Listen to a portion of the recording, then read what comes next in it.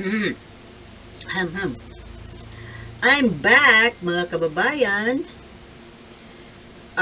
Ito naman po ang gusto kong talakayin sa inyo, no? Itong bagong dating na magandang barko, bongga na barko galing Japan. Na yun nga po nakarating na ng Ayungin Shoal, Philippine Coast Guard. Ang iniisip ko lang po, mga kababayan, kung ano ang plano ng ating Coast Guard, ng ating government, ng Armed Forces, tungkol dyan sa barko na yan. Kasi sabi nila nakapasok na, nakarating na. Now, ano po ba kaya ang balak? Naisip ko lang, ayoko namang pangunahan ng sino ba naman tayo para pangunahan sila, no? At matatalino naman yan sila. Mas matalino yan kaysa atin. Opinion ko lang po, no? Nakakatuwa po kasi na mayroon na tayong malaking at bago, brand new na barko na nandiyan sa Ayungin. Sana po, ang gusto ko lang pong maganda po sanang mangyari, wag na po yan dyan paalisin. Kaya ko natatanong kung ano ba ang balak niya, maghahatid lang ba ng supply? Babalik ulit sa mainland? Or ano kaya? Di po ba, mga sir na dyan sa DND and Armed Forces, maganda po siguro kung i-mainstay na po yun natin dyan sa Ayungin. Kung nabobore man si barko dyan, nakahimpil, o di, medyo mag-ikot-ikot ng konti. Ikot-ikutan yung nakasadsad na lumang barko, si Sierra Madre. Maganda nga po, dagdagan pa yan Mga 3, 4, 5, 6 nakahimpil doon. Paligiran nyo yung doon, yung Sierra Madre. Para talagang outpost na. And also, to give them company. Yung mga nakapwesto doon na tropa. Para mas malakas ang loob nila. 'Di ba? Give them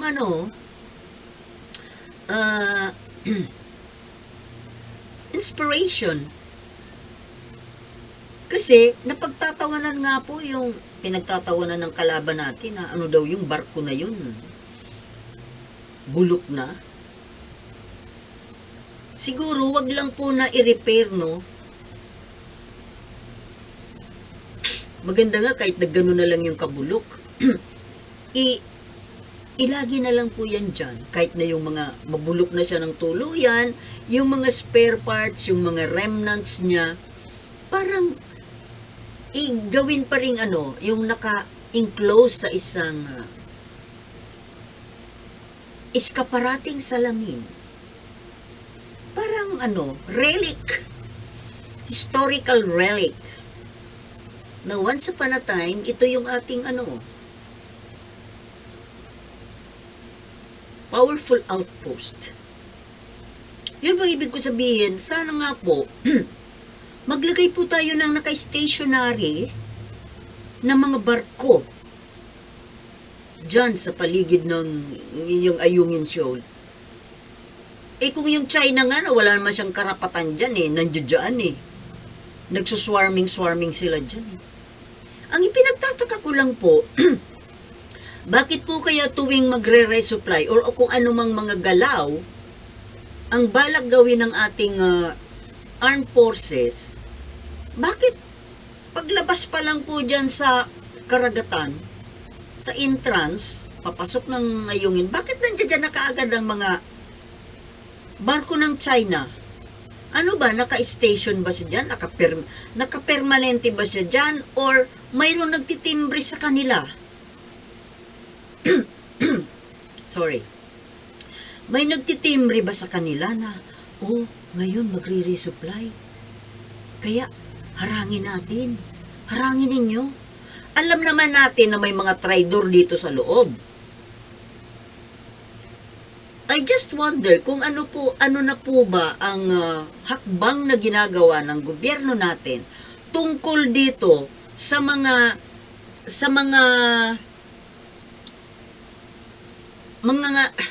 structure na nakalagay dito sa loob ng Pilipinas na pag-aari ng China.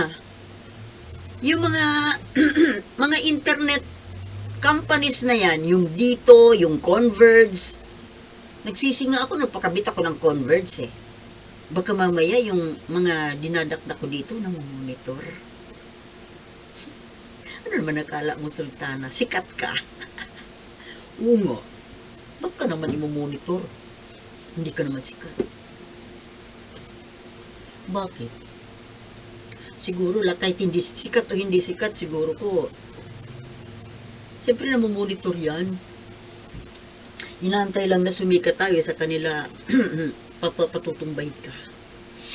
Ngayon, di ba dati nabalita na nag-invite ang government natin ng mga experts, foreign experts, para i-check ang ating security infrastructure. Tama ba? Yung tungkol sa ating cyber security.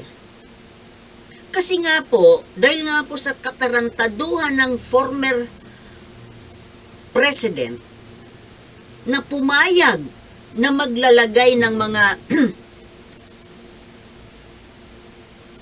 ng mga internet companies, Chinese internet companies, maglagay dito sa loob natin at lalo pa, ilagay pa sa loob ng mga kampo. Diba? Anong kaistupiduhan po ng Pangulo natin? Yung dati, ang ibig ko sabihin. Istupido. Traidor. Kung hindi po siya traidor, hindi ba niya naisip na bakit ilalagay sa loob or within the vicinity of a military camp yung mga ganyang infrastructure? Alam mo na, you know what I mean? Hindi ko lang kasi masabi kasi mga technical eh.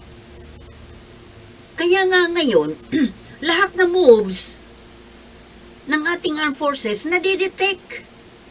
Hindi kaya dahil dyan? Parang lahat na lang na pinag-uusapan eh, dito sa loob ng Pilipinas, ay nakadirekta sa tenga ni Xi Jinping? Ano na kaya ang ginagawa ng gobyerno natin? Kung ako ang nandiyan dyan, automatic ipatanggal ko lahat yan eh. Kung ang pinag-uusapan na kasi, security ng bansa, bakit hindi mo kayang putulin kaagad ang kontrata? Balik ako PLDT. Kaso ang PLDT dito sa amin, wala nang bakanting wala nang bakanting spot. Bakit naman ganun? Dagdagan nyo naman. Kaya napilitan ako mag-converge eh. Pangit din naman ang Minsan pag nanonood ka ng video, pag maglilipat sa magko-commercial, nahihinto ang signal, ikot ng ikot. Tapos, pagkatapos ng commercial, ads, babalik na doon sa video, ikot na naman siya. Anong klase yun? Putol-putol. Tapos, halos parehas din naman ang bayad. Ilang kumpanya ba yan ng China? Yung Dido, Converge, mayroon pa yatang isa pa eh. Inchi kang may-ari eh. Ano ba naman kayo? Well, siguro nga may ginagawa silang hakbang, hindi lang pinapublicize. Pero sana, pati itong kuryente, yung bigla na lang magba-brown out, Hindi kaya dahil din yan sa kagagawan din yan ng incheck? Di nga ba, yung NGCP, bakit yung NGCP hanggang ngayon, nandiyan pa rin yan? Wala bang kakayahan yung gobyerno natin na magtayo ng sariling power grid? Power corporation? Dating meron na Yung PNOC noong araw, PNOC ba yun? Philippine National, ano ba yun? Nalimutan ko. Parang PNOC yun na dito nga sa malapit sa amin, dito sa geothermal. Dating meron yan ng Pilipinas. Nasaan na yun? Bakit biglang nagkaroon po? Bakit biglang China ang namamahala ng kuryente natin? Ano po ang ginagawa ng gobyerno natin? Bakit hindi yan palayasin? Kung ibang bansa siguro yan, automatic talsik yan pag nalaman na, sila pala, komunista ang nagpapatakbo at kalaban natin. My goodness.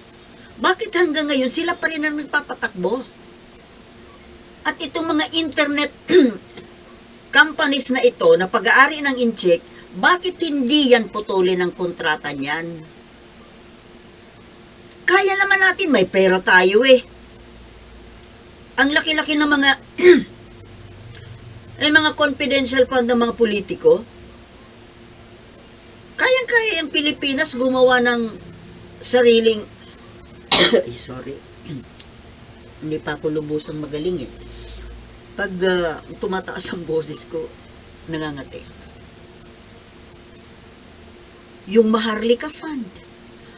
Nagtataka ako, ano ba ang plano na pagkagastusan ng Maharlika Fund? Hindi po pa dapat the best po na itong mga pangunahin, mga basic na corporations na ito, kagaya ng korporasyon sa kuryente, communication, water, ano pa, transportation, di ba dapat gobyerno ang may-ari? Kaya namimiss ko yung dating Apulakay Kasi nung bakit hindi nyo lang kasi sundan? Sundan na lang kasi yung dating pattern, yung framework of government, nung Apulakay. Na noong araw, ang Philippine Airlines, government yan. Yung Philtranco, bus company, government. Meron din namang private, pero this may government. Airlines, merong private, merong talagang flag carrier. Patelikod ko. Lalo na po ang kuryente, ang tubig, ang communication, ang internet. Di ba dapat government lang yan? Bakit kailangang di bali na sanang private, pero wag namang foreign company na pag-aari ng kalabang bayan, bansa. Lalo pat komunista. Meron naman kasing foreign investors, mga bansa na mga friendly countries. Mga friendly allied nations. Bakit hindi doon makipag-partner? Alam mo, hindi naman ako matalinong tao. Mas matatalino kayong mga nasa gobyerno, kaya ayoko matawag ng mga viewers ko na naggagaling-galingan. Pero, base sa obserbasyon po natin, naobserbahan po natin kasi kung anong nangyayari sa ating paligid. Bakit may kahit kayo po ng mga viewers, di ba kayo nagtataka? bakit pinapasok yung mga Chinese company na magpapahamak, maglalagay sa panganib sa ating security, national security. 'Di ba? O sige, tapos na yung yung 6 years na kaistupiduhan nung stupid leader. Nandito na tayo ngayon ay bago ng administrasyon na hindi stupido. Sana naman po put a stop to it. Ano po? Manong Bongbong Marcos? Wala ba kayong balak na putulin yan?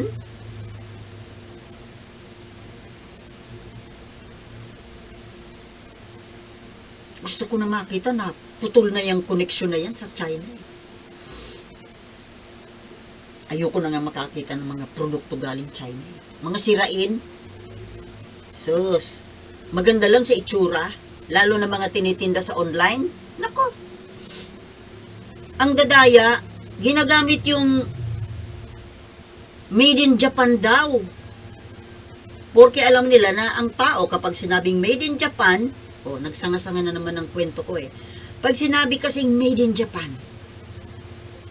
matibay yan, high quality. Biruin mo yung nabili ko dyan sa online na yung shading net na itim,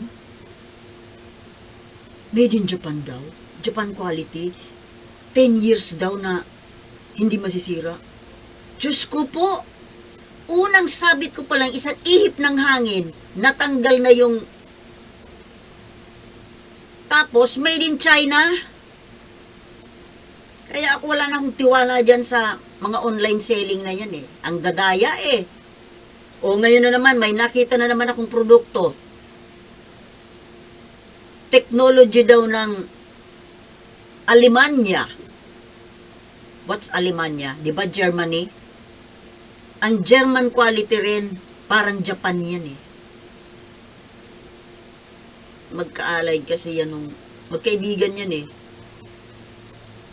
Kaya pareho ng quality yan, Germany and Japan. Tapos, mayroon pa, made in US, made in Kung ano yung mga bansa na mahuhusay ang quality, yun ang ginagamit nila. Pero pagdating sa'yo, made in China. Naku sa inyo, huwag nyo nang papatulan yung mga online selling, ang dadaya.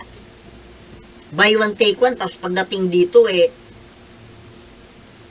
isa lang ang diniliver. Bumili ako ng pillow, buy one, take one. Buy one, take one daw, 303 pesos. Diniliver isa lang. Then after 3 days, may diniliver na isa. Yun yung kapartner doon sa buy one, take one. Pero may presyo din siya, the same price. Hindi ko na tinanggap. Ayoko na magbibili. Mas mahusay pa rin po bumili sa isang physical store. Makikita mo, masusubukan mo, matitest mo. May warranty pa. Pwede pa sa yung ituro kung masira saan magpapaayos. Pwede mong balikan. Ang online, convenient naman sana kasi pag order mo, di-deliver sa'yo. Pero kung mali-mali naman, ang dadaya. Minsan pati, i-deliver sa'yo, doble-doble, minsan kulang-kulang. Iba-iba, iba dun sa in-order mo.